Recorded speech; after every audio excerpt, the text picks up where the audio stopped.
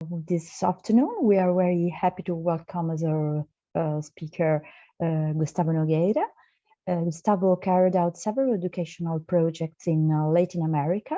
He founded the tourist company and temporality lab, and he is a member of the Time Machine organization. He is currently coordinating C4Education, a project running at the University of Vienna, which also ICARUS is a part, and we are now very happy to hear from him directly about this project.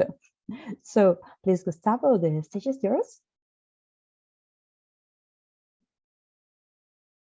Thank you, Stella. I'm really happy to be here, really honored to be able to host this session together with you and talk a little bit more about this project that I'm co-coordinating and everything that we've been building inside of C4Education. I'm looking forward to spend this hour with you, sharing all our learnings until now, but I also want to know how to make this moment, this hour that we're going to have together in the best way possible. So I also would like to ask you in our chat to say, where are you now? And one thing that you would like to know about the project, then think about it and put here in our chat. And that this is going to be a great thing to know about your expectations. And then we are going to see how we can meet that during this hour. While you are thinking about it and writing here in our chat, I also would like to say that this music that was playing is from an app called Endel.io that creates this personalized soundscapes from an AI that creates these different soundscapes, these different focus scenarios backed by neuroscience. And it is a great way to look to music, to art, together with technology, because it is all the soundtrack is AI generated. And I think it's something connected to what we are going to call here in some way, since we're going to talk about technology and cultural heritage meeting together. I also put the link here in our chat. So we have our first answers. We have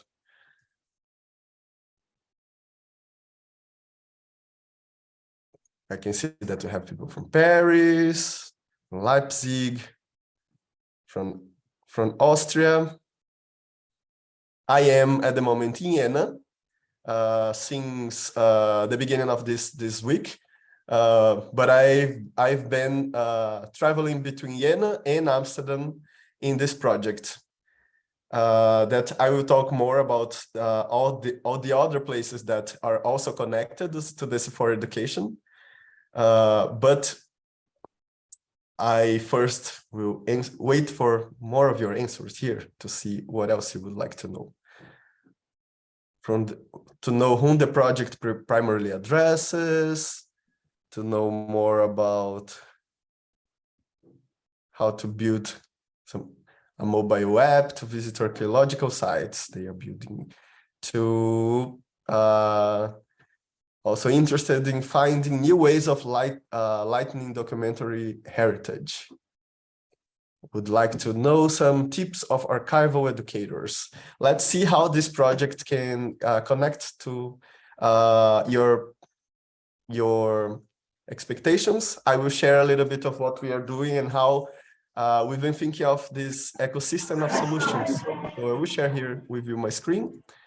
I will share a presentation that we prepared, and then feel free to take notes, to also to put here in our chat questions that can appear while we are talking here together.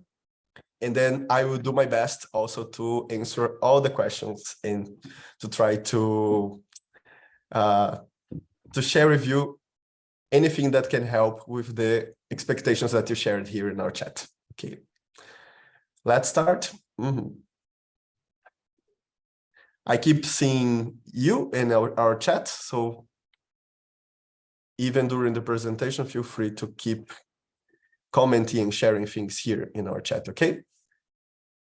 So, all right, I will start saying that the project is called C4Education, and we've been thinking of how we can find a way, how we can learn to build and to think as an ecosystem of solutions for the cultural heritage sector. And to answer that, and all the other answers that all the other questions that I'm going to bring to you, first, we're going to see some of the challenges that we are facing in this cultural heritage sector, including the audiovisual, the cultural perspective. First, we have this limited visibility and outreach when we compare to big solutions that are established in different business markets. We know that when we are developing solutions that are focused not only in a specific business outcome, but in a citizen approach, we have different visibility in this sense. We also know that when we are talking about either companies or institutions for the GLAM sector, and also these different technologies that can be used for the GLAM sector, for galleries, libraries, archives, museums, it's still hard to find this roadmap of which kind of solutions, which kind of digital tools we can use in order to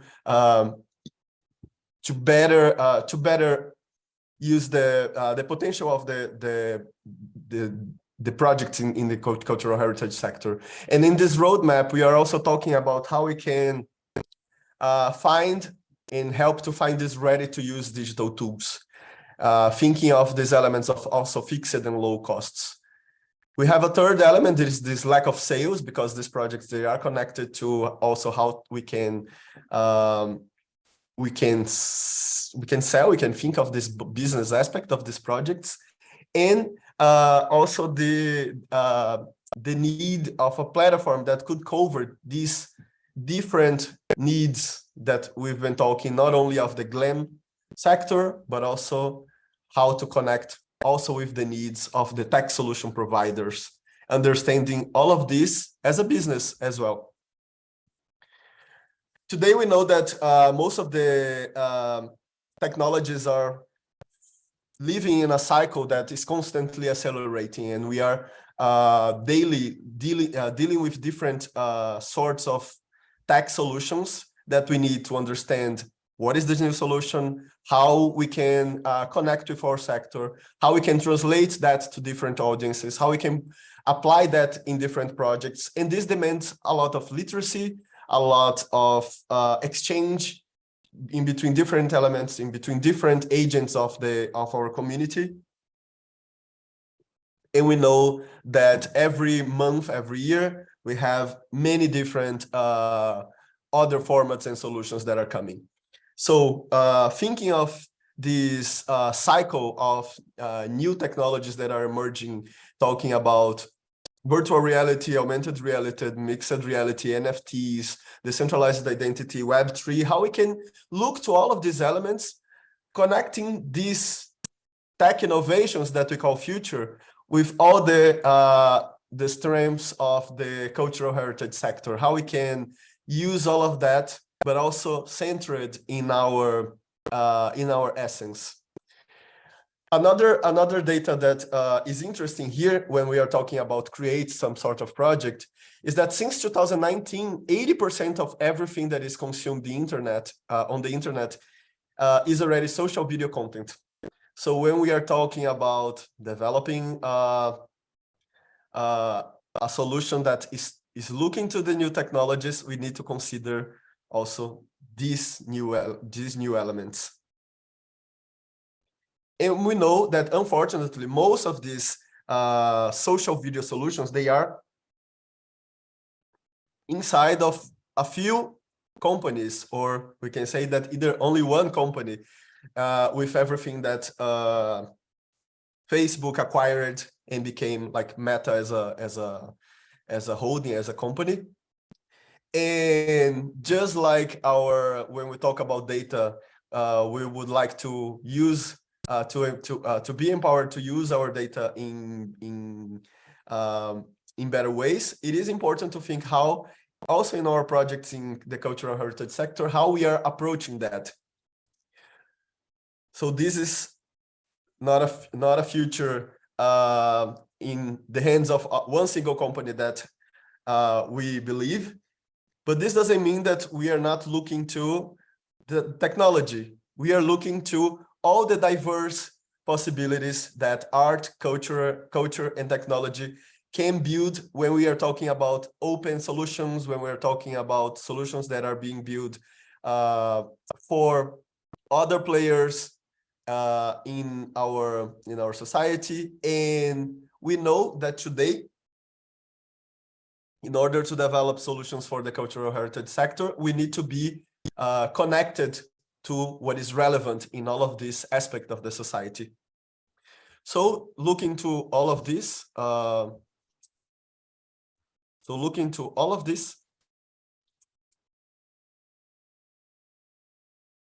yes, we can think together of how we can facilitate a better connection between the cultural heritage sector and these innovations in technology that we are talking here. And then this is the focus of the C4Education as an initiative. We are aiming to develop a virtual lab of digital tools. Focused on education on cultural heritage, looking for the aspect of the literacy of how and when these technologies should be used, but also understanding how we can connect the players that are developing this sort of digital tools with the institutions of the GLAM sector that can use this in a better favor. So when we talk about, as a curiosity, when we talk about the C4Education, the name comes from, is an acronym summing these different C's that we are addressing inside of this project. We are looking to these collections of digital tools, how we can have a place that we have all of them, that we can be the home of these different digital tools and have these collections of different digital tools. How we can look to digital tools focused on cultural heritage, prioritizing this aspect and not only other commercial approaches that in general are on focus for other sorts of initiatives. And when we talk about education and literacy about these technologies and culture, we are also thinking of how we can address together with our audiences solutions that can think in and think of the citizens, of how we can address initiatives and help support, build together initiatives that have the citizen as the main audience. And I will tell you more about this element soon. But it is also really important to be able to establish a sustainable model for this initiative. So the commercial aspect is also important, to look to how to frame a business model that can not prioritize this element, but can sustain all the other elements that we've been talking inside of these 4 C's that we are putting together in the C4Education.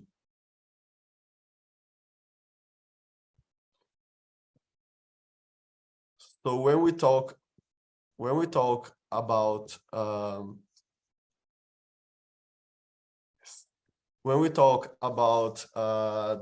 these elements that I just shared with you, we are looking as the endpoint, the citizens, but it is important to know that as a project, as an initiative, we are looking to whom we can build these solutions together.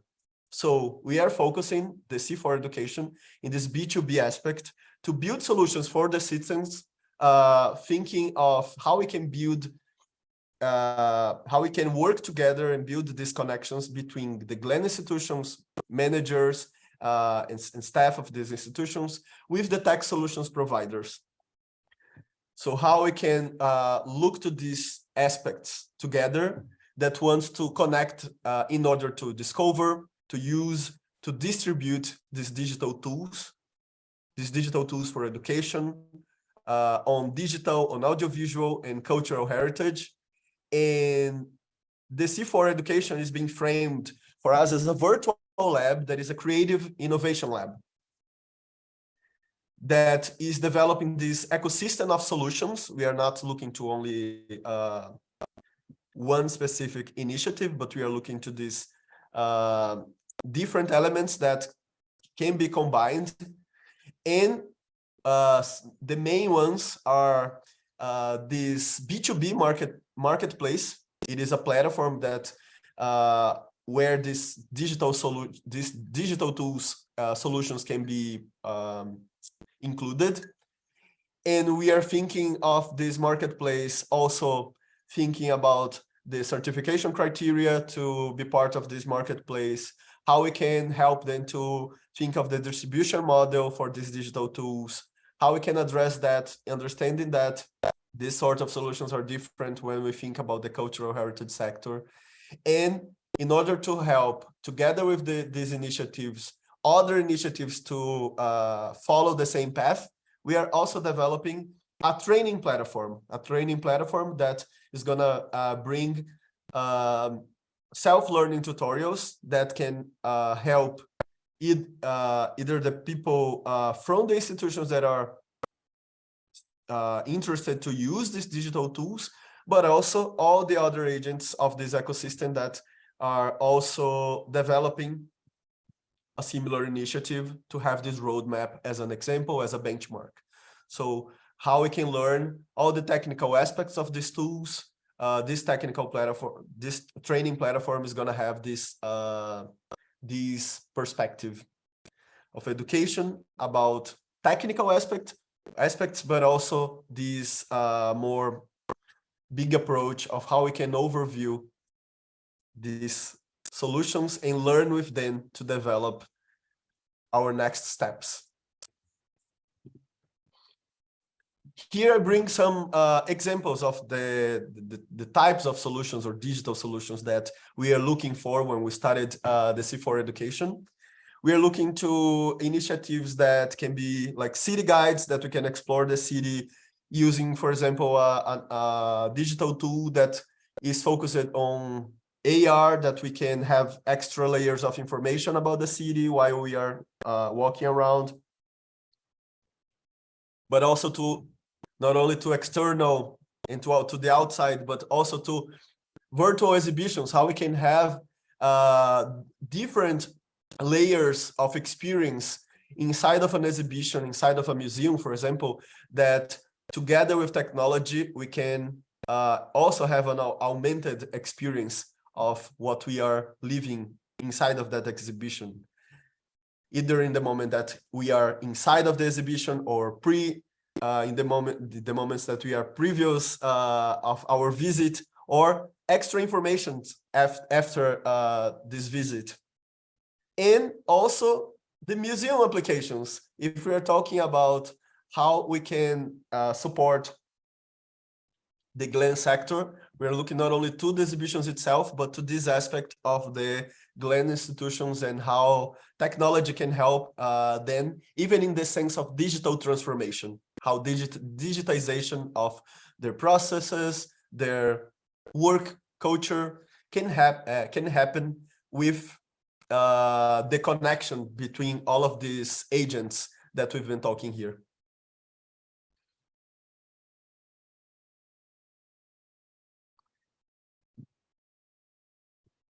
So yes, this digital platform has the app marketplace, as I mentioned, including the certification criteria, the sales model.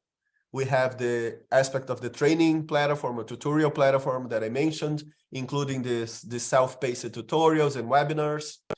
And we also have, to make this, to have a start, we also have a selection of demo cases, projects that are already in this direction, and we understand that can help us to build the first steps of this platform that we are creating.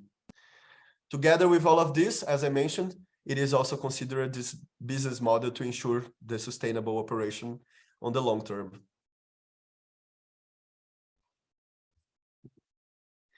So when we talk about these elements that I mentioned here, we have 4 institutions that are connected to this initiative. When we talk about this, the coordination of the project, this business modeling, we have the University of Vienna responsible for that. This B2B marketplace platform is being developed by ICARUS. When we talk about, let me just move my chat here. Now done. Yes, when we talk about our stakeholder management and demo case selections to understand how to reach and connect with these agents of this sector that I mentioned, we have the Netherlands Institute for Sound and Vision. And when we talk about all of our communication strategy, the communication management, communication efforts, we have the team of the Time Machine organization responsible for this element. So as you can see, we are also understanding this project as an ecosystem internally. We put together all of these institutions from Germany, Vienna, Netherlands, and the Time Machine that has also members from many other places in Europe and the world to think together with specific institutions responsible for each of these areas, but also having weekly meetings that make all of these efforts receiving shared attention for all of these different group of people.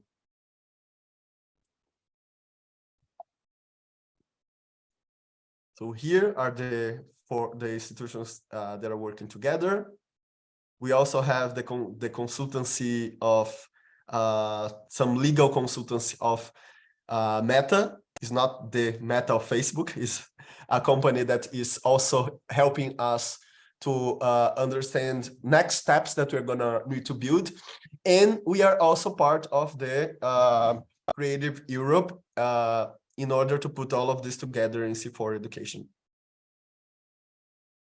So this is an overall of all of the institutions that are involved, and we are coordinated by the professor Sander Minster. He was responsible for the first input to build this project and put all of these institutions together.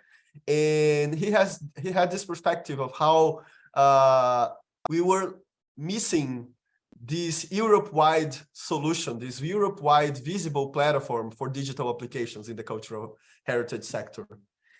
And how would be important to think and to provide a solution that could help all of the different agents that that are inside of this sector, in this place in between the cultural heritage and the technology innovation cycle. So we want to close this gap with C4Education, and with his view, we've been since July this year, we started the project, and we've been working in this initiative with these different efforts. This is the team that is working together to make this project possible, and also to create all of the initiatives that are also gonna appear from this initial input. So it is also this living organism, this living project that we are understanding new elements that can come during the process of developing. And I am here talking representing this group. So what I'm sharing here is more the view of the overview of the project that is being built for all of this team that is here in your screen right now. I also would like to, since we are talking about people, to share a reference that for me, since the beginning of this project, since I started to think of C4Education, also always made me think of how it's important to have this approach that is citizen first. And then I would like to mention this book from Eric Klinenberg called Palaces for the People. The subtitle of the book is How Social Infrastructure Can Help Fight Inequality, Polarization, and the Decline of Civic Life. And trying to make a short description of the story of the book, the author mentions that how we live today in a moment of society that most of the places around, they have a commercial first approach that looks to everyone first as a consumer. And because of that, these places can be digital or physical. They also makes a lot of people uncomfortable if you cannot consume something from that specific place. And he mentions many different examples of how well, people go into a specific cafe or a store to meet a friend, but if you're not going to consume something in that place, you're going to feel uncomfortable and you're going to need to leave, or the place itself is going to tell you to leave even if you're not uncomfortable, because they have this commercial approach. And then Eric started to search what could be a social infrastructure, this innovation place that could welcome everyone, and then could be this glue in between social gatherings all around the world. And turns out he discovered that these places, they exist already. We have libraries. Libraries are social infrastructures. And then he maps in this book. The book is American, so most of his examples are American, but we can identify with the stories that he's sharing. He mentions that in most of the libraries that he visited, we have many different social gatherings happening. We have many different stories from people that are doing championships of playing video games, playing PlayStation 4 championships, to people watching football together inside of the libraries, or groups of different neighborhoods meeting to work together or to address something that they need to talk together inside of these spaces because they feel safe. And then I really recommend, just like the book, this podcast that is called 99PI. They had Eric as a guest of one of the episodes called Palaces for the People. And he brings some of these stories that I am mentioning here that are really inspiring, and also makes us think how we can approach also the technological solutions when we are looking to the cultural heritage sector, also with this approach, how we can look and focus in solutions for the people, how we can look to this citizen first approach. It's really interesting when we talk about this in the technological aspect, because another initiative that makes me think about it is the Center for Humane Technology, that started with one former worker from Google, that he understood that, just like the examples that I brought, that most of the solutions, they were looking to people as consumers, and how we can bring back these elements of understanding the best of humanity. So his founder has this TED talking about it's not that we don't need, it's not that we should not upgrade the technology, but we should understand how we can do that without downgrade the humanity, because most of these solutions that are not looking to people in the center, we are upgrading the technology but downgrading the aspect of humanity. And we are really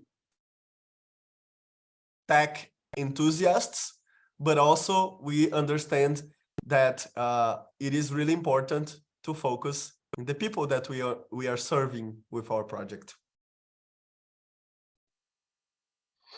By the way, they have this documentary on Netflix called The Social Dilemma that probably you heard about it.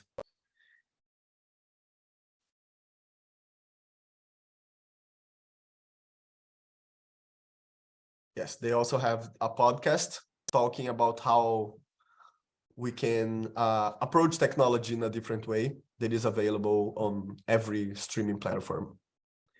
So these were some references to bring some of the context of what we are looking as well in our initiative. And then bringing back, what are our main commitments or our priorities in the project?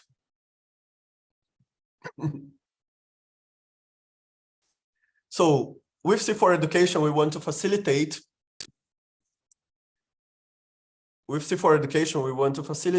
the uptake of technological and digital innovations in the cultural, creative, and audiovisual sectors for the Glenn institutions, so galleries, libraries, archives, museums, universities, SMEs, and industrial players.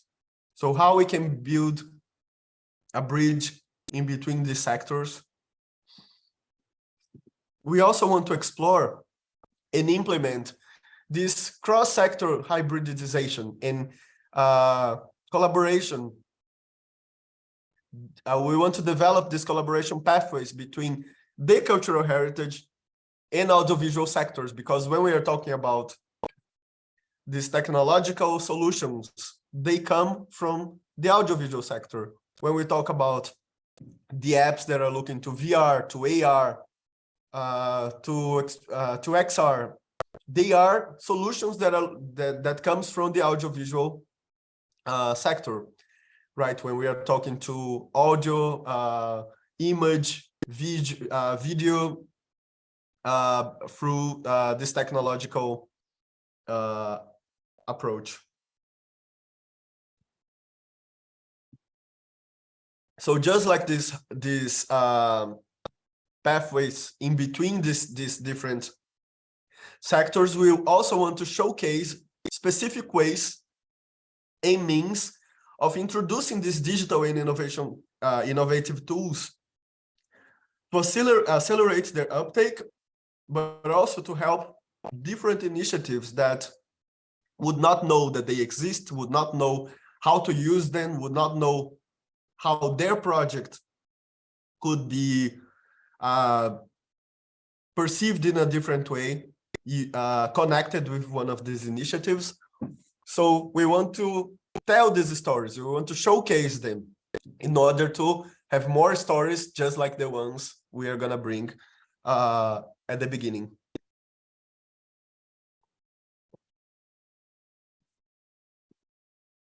We also are focusing in promote these innovative tools, but also to bring their methodologies, sorry, to also share the access to these tools, the dissemination, to help to disseminate them, and also how to customize these solutions with educational materials that can help to teach about how to use these digital tools, but also how we can also use these tools in the cultural heritage sector to promote our next steps. So we are really focused on not only to have these lenses looking only to inside of the tools or only to inside of the cultural heritage sector, but how we can have this cross in between them in order to teach about each other, how to teach about the cultural heritage sector to these digital tools developers, and how to teach about these digital processes to the cultural heritage institutions in order to develop both of these sectors together in an ecosystem. We also want to open up these kind of solutions for new users, for new user groups, because when we are talking about the citizen as our endpoint, when we are talking about the audiences of this kind of initiatives, we also know that just like we have most of the content produced on the internet at the moment in video formats, when we are talking about, we also know that we have new generations, for example, the Gen Z that has a different approach for when they are thinking of how to consume information, consume experiences, also in examples like a city guide or a museum visit, or to connect with an exhibition, just like we talked before, how we can look to all of these different examples, thinking also of how to target younger and older generations with these different approaches. And the last of this list of commitments, we are also looking to how to increase the visibility to all of these involved initiatives, thinking of visibility, thinking of engagement with the European cultural heritage, through increasing first the use of these digital tools, the use of these digital applications. And when we talk about digital tools, we are talking about hardware, we are talking about software. They can be many different, a huge range of different digital tools. We are not specifying, I brought some examples, but we are not specifying one limited approach at the moment. We are looking to, in the long term, how we can connect with many and most of them. So to share with you a little bit of our timeline of this project, because this is interesting to know where we are at the moment of everything that I'm sharing here with you. So the project started, as I mentioned to you, in July. We started to have first the project setup, and this is the first year milestones of our project. One of the first elements, one of the first steps that we worked was to connect and do a partnership with some tech solution providers that are going to be our demo cases, our first initiatives that are going to share their process. They're going to share how to reach and develop solutions like them with other tech solution providers, and also connecting different players from the Glenn institution sector with these demo cases to understand what kind of solutions can be born when we are talking about these, when they meet together. We are, since October, working in this communication and dissemination strategy. We put together the first version of the website informing these elements that I'm sharing here with you. The platform is still being in development, but our intention is to have an MVP till the end of January. That is going to be the prototype for this app marketplace that I mentioned to you, understanding that the app marketplace is only one of the elements of this ecosystem of solutions. When we're talking about the virtual lab, to have this exchange with a community of initiatives and projects that are also interested into connect with this ecosystem, for us, it is already part of this virtual lab initiatives. And then we also put a call for other initiatives that are gonna be part of this collection in the next year. So our demo cases tier 2. And these are some of the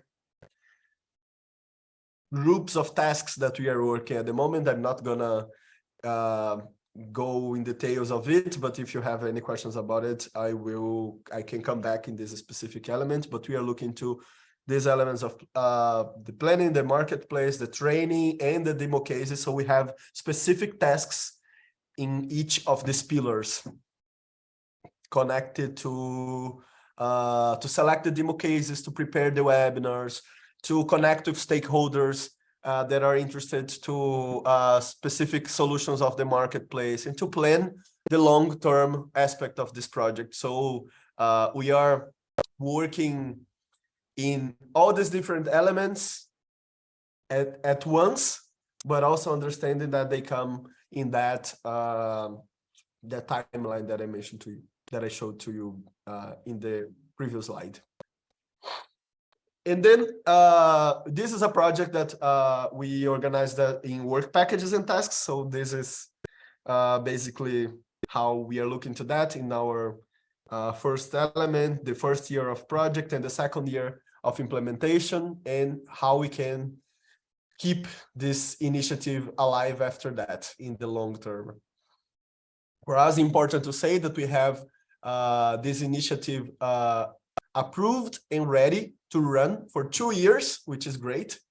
And we can also put all the focus in how to deliver the best solutions for the people, as I mentioned before, while we are still developing all the aspects around the project and about the business framework, the commercialization, and how this can be focused in provide the best for all the involved agents from the Glen institutions and from the tech solutions field as well.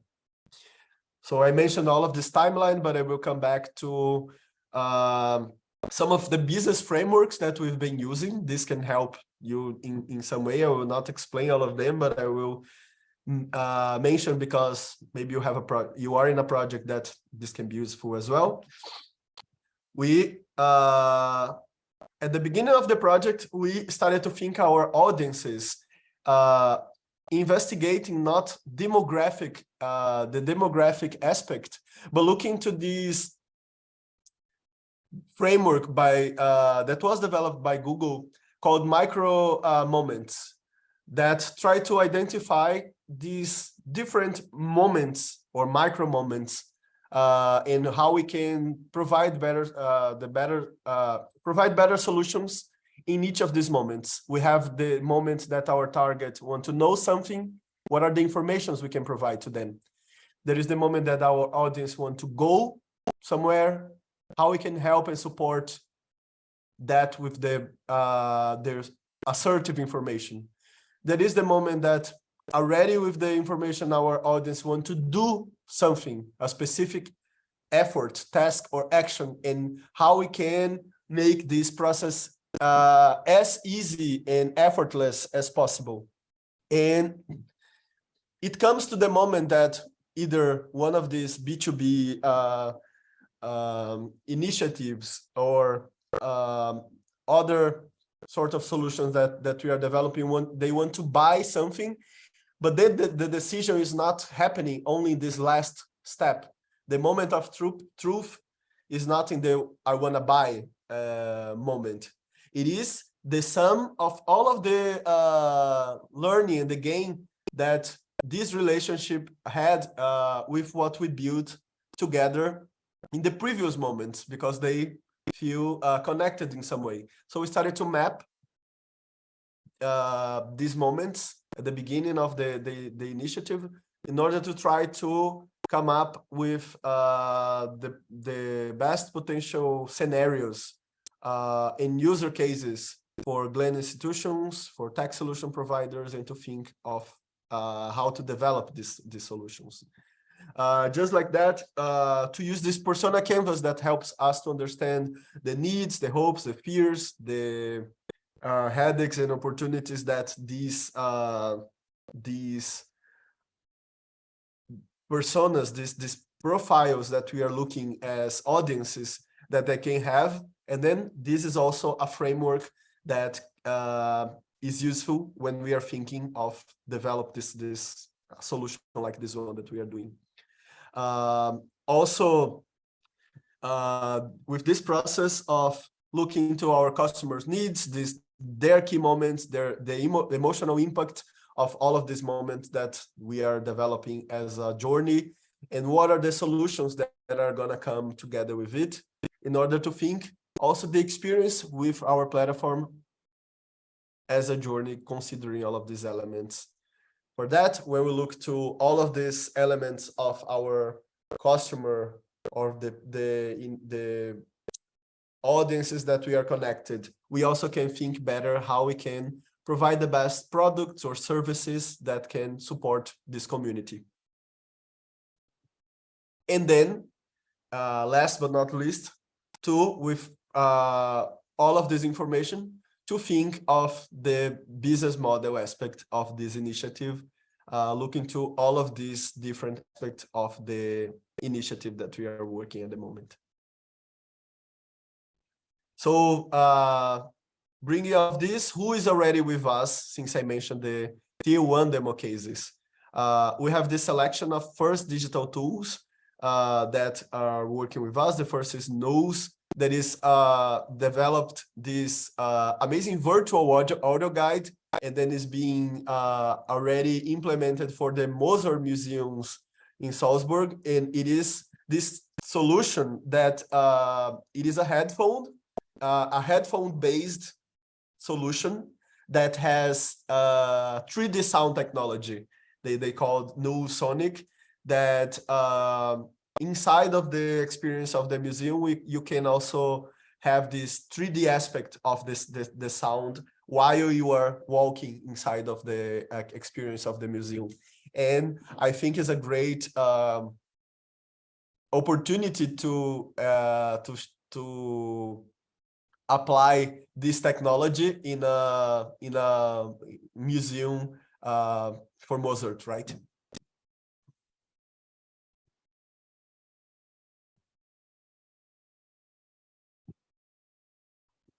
We also have, as a second initiative that is already in our selection of digital tools, the Arctron 3D, that is like an initiative looking to this experience reality that merges AR, VR, in social media, in experiences for didactic role-playing. What it means. How would be if we could explore areas outside with people that are not here with us at the moment, but they can be together with us through technology, through AR and social media, that they could be in a device together with us, looking to the same thing we are looking while we are traveling, visiting the same place that we are at that moment. And that person is at home using a VR device, but then we are here looking to the concrete, physical, in-person experience, but also with a device that we can not use in VR, because we don't need, since we are not outside of the site, but we can use AR to see this person together with us, and also having all of the elements of social to share this experience with more people abroad. This also can bring for example, the tourism sector, a lot of new possibilities. And the third, for Innovent, the third initiative that for me is really interesting because of this aspect of memories is Topotech. Topotech is this collection of memories. So it is a solution that that has been looking to how we can have a shared memory, a shared collective place that we can put together information about, for example, stories of the people that lived in a specific place, and to have this element of story that is not only the information of what happened here, what happened in a specific city or in a specific place, based on the elements that usually we see in a city, but through the eyes or through the lenses of the citizens. So this is an amazing tool for citizen science. They are also really focused in this aspect of how we can search results of ancestors. For example, you can have the people adding information about specific branches of families of a specific region, and then inside of the tool you can look to stories of these specific people. You can have like a wiki collection of memories of the people that were living in a specific place. So as you saw, as you can see, all of these solutions, they are not only looking to the technological aspect, but they are looking to the physical experience, the experience that we want to build together with people, how we can look to all of these elements and improve this experience using technology, but not be only centered in the technology. And now we are also with our tier 2 called open.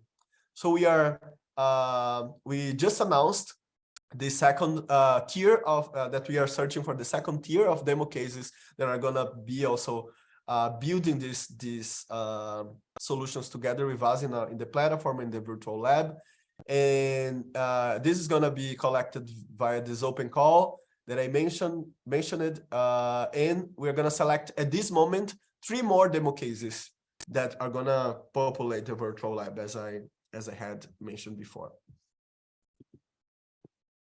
But I also want to tell you, and then I'm close to conclude this presentation, some of the services that we are already looking to, we are ready to offer, and they are more tailor-made, more custom-made solutions, because together with all of these elements, we also know that when we talk about a platform, app marketplace, we are talking about a solution that can have many different apps, many different digital tools, but we are also looking to how we can help, how we can support specific initiatives, how we can support specific needs and help them to find the right solutions to what they need.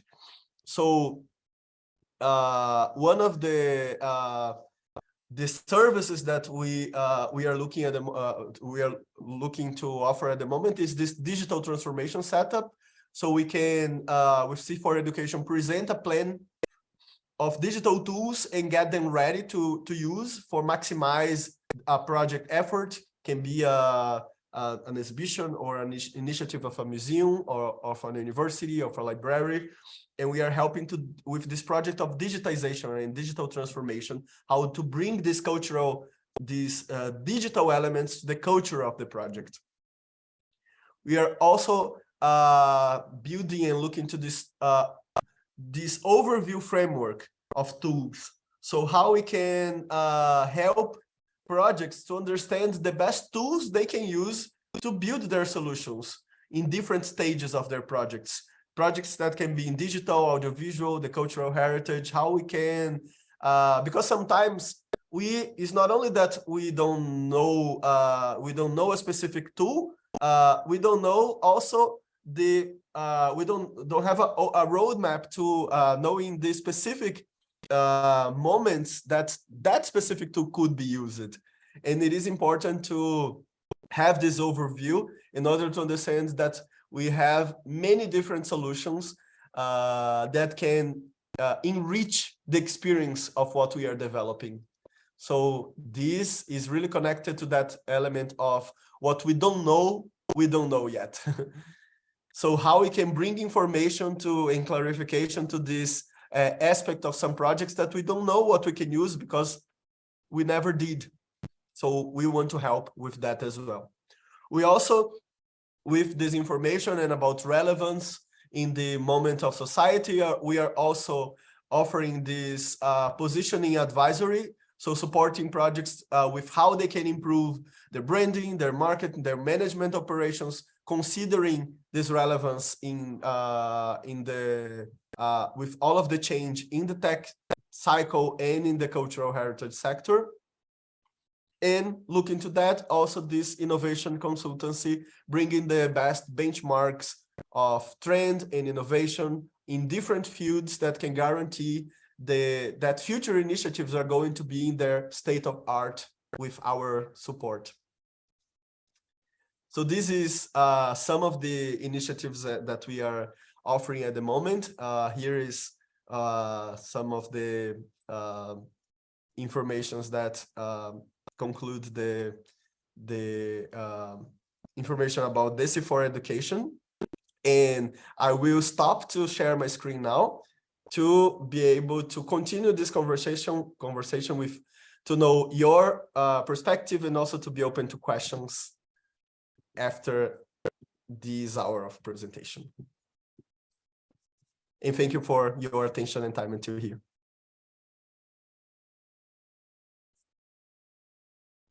So now all together,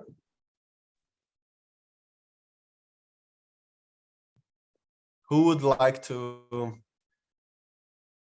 bring your perspective or your understanding or some questions? Yes, we have a hand here. I will put you in the highlight. Yes. Yes, please. Hi. Very excited to find about this new project.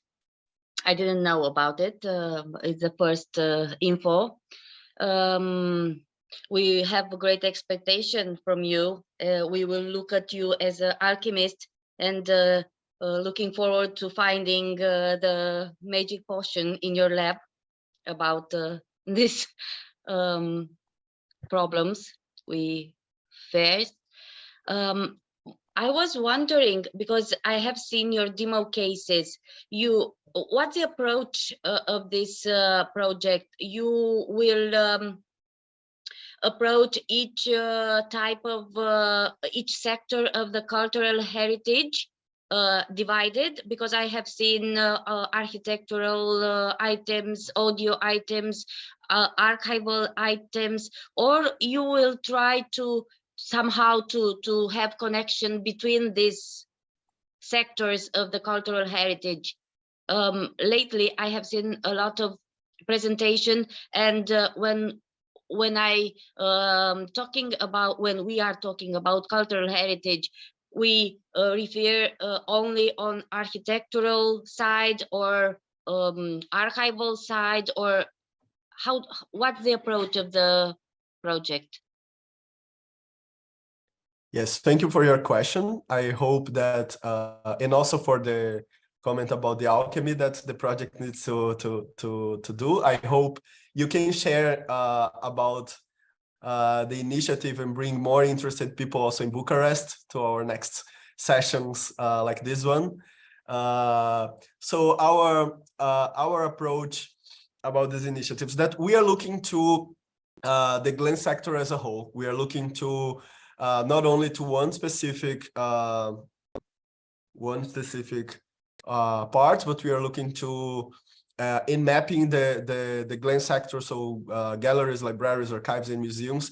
And then talking about that, we also have this element in favor that since this is an initiative that is connected to the Time Machine organization, and the Time Machine organization has as members many initiatives that are from many different areas in fields of the Glen sector, we have this in our favor, that we are connected already to a community that brings these inputs from many different areas. We started with three demo cases plus 3 and then we are gonna keep we are gonna have a tier 3 selection as well. But our intention is to be able to, with the long term of the project, as I mentioned, we are gonna create we are developing these accreditation criteria that the projects are gonna be able to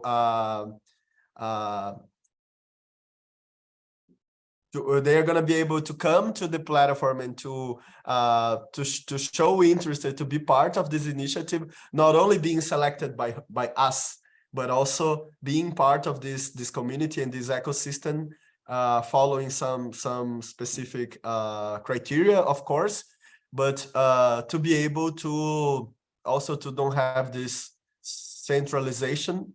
At the beginning, it is the moment we could start, since the initiative started now in July, and we are still in the first steps. But as I mentioned, we are also looking to the long term, and I imagine that long term is not only like the end of 2 years, but it's like what we can envision in the end of these 2 years for the next 10 or more than that. How we can look to this platform and how we can build this path road to all of these initiatives that want to be with us in this long term.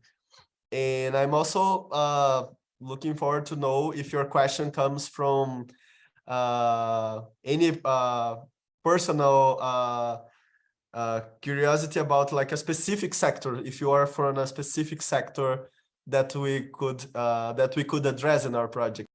Of course, I am linked to the archival heritage, and I feel like is the Cinderella of the cultural heritage. But I'm thinking that none of the other cultural items can be put in a context without archival heritage. So we must look at the cultural heritage as a whole, not specific sector, even if maybe architecture is more interesting, or audio or visual art are more interesting, but still we cannot move further without connecting with this archival sources, and to have a complete idea of one piece of art. So of course I make the lobby for archives. Yes, so great to know the archives, and great to connect also these initiatives with archives and understanding how they can how they are looking to all the sectors and not only to one specific field, right? So yes, looking forward to connect in the next stages of this project also with you in Bucharest. Sure, looking forward to. So we have another question. I will open here your mic and then putting you here to our group. Okay. Hi, can you hear me? Yes, we can. Okay. Hi, my name is Karim Mayouf. I'm the one coming from Paris, and I do develop a mobile app to visit archaeological sites. And currently, I have 2 mobile apps online, which allow people to visit the Acropolis of Athens in Greece, and also the Knossos Palace, also called the Minotaur Palace. And I'm changing my strategy to develop 3D mobile app for museum and also archaeological site. And I've been working on this project for 1 year because embeds 3D content in a mobile app is very, very difficult. And finally, I know how to do this. And I figure out that I'm doing actually the same project as C4Education. And my question is there any potential synergy? I don't know if we can say it in English, synergy or synergy.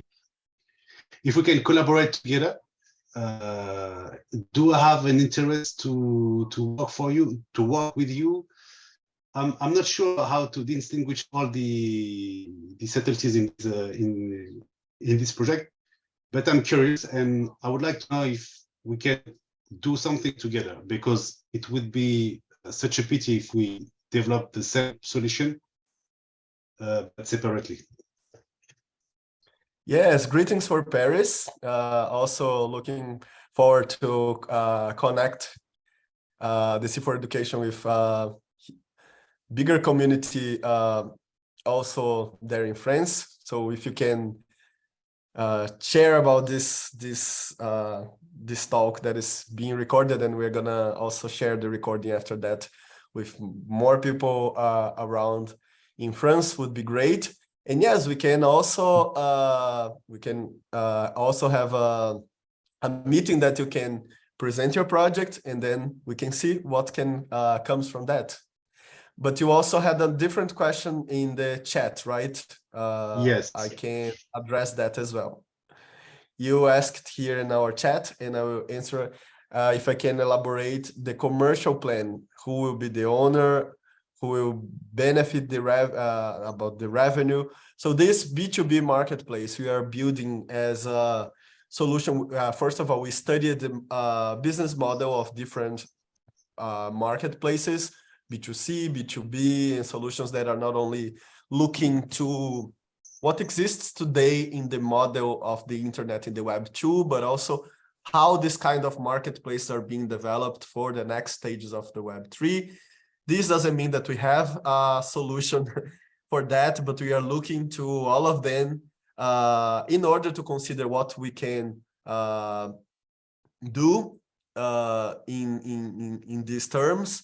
And about the who will be the owner, for example, who is going to be the owner of the solutions, the digital tools that we are talking, they keep being the property and intellectual property, and all of the elements continue to be from the demo cases providers that I mentioned the names for you. We are being, in this sense, the responsible for the curatorship, the responsible for the criteria, for put together the platform itself. So to be this foundation where they are gonna connect with this potential community. We're gonna put together events and be present in events that we're gonna present the potential of these initiatives. But in this sense, we are like I forgot the specific word for that, but doing like something like the outreach for these projects and providing the structure for them, but we are not the owners of the solutions. So what is our commercial model in this sense is to all the business negotiation that happens from this platform or coming from the initiatives that we are doing. We are going to have a percentage of the revenues, of the sales, in the partnership of the tools, the digital tools that are inside of our platform. But we don't have, like, also as a commercial plan, our focus is not in how to make this project as more profitable as possible, but it's to be sustainable, to be financially sustainable, but with this focus in the citizen first approach that I mentioned to you, how we can provide the solutions for the community, how we can look also to other solutions that we know that with the expertise that our team, the team that I showed to you, all the institutions that are involved, and I shared with you that these institutions have already. So how we can put together all of this intelligence and all of this expertise also in services, just like the last ones that I mentioned in the presentation. So in these services, since they are tailor-made or custom-made solutions, they are solutions that are like the commercial model is more like a fee-based, that specific Glen institution can hire us to provide one specific service, bringing this set of expertise to solve a specific question or a specific challenge that they were working at the moment. So these are different models that are connected inside of this initiative. Okay, thank you for answering. That's nice. Thank you very much. Maybe will you leave your email if I have a question in future? Yes, I will put here in our chat. Also, as I mentioned, the presentation is being recorded, so it's always possible to come back and take some specific information or some specific slide or to look some specific information that can be useful for you or for any of you from the recording, and also available to other exchanges in the online platforms. It was great to see the engagement with this session on Twitter, for example, and also I would use this moment also to thank ICARUS for the invitation and for put together all of these different lectures that are happening, because this is a really important moment also for us. I've been talking together with our team that it's great to have these meetings all together and working and making all of this project possible, but it's amazing when we can exchange with people that are outside of the project, that are not only the demo cases or the people that are involved to develop what we are doing, because we have also different perspectives, right? So it's great to have your questions, your inputs as well in this space that ICARUS provided for us. Thank you. So are there any other questions? Someone who wants to ask something? Well, if there are no other questions, I think, Gustavo, we can say that for all those who have further questions or have questions, if they see this video in another moment, they can address their questions to you. Is that right?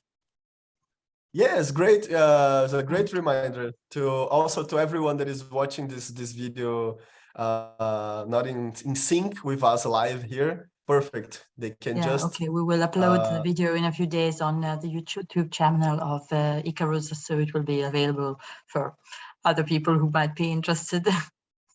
Yes, in the last slide of the presentation it was also my email, so I'm gonna make what is necessary to bring the questions to the right audience inside of the project.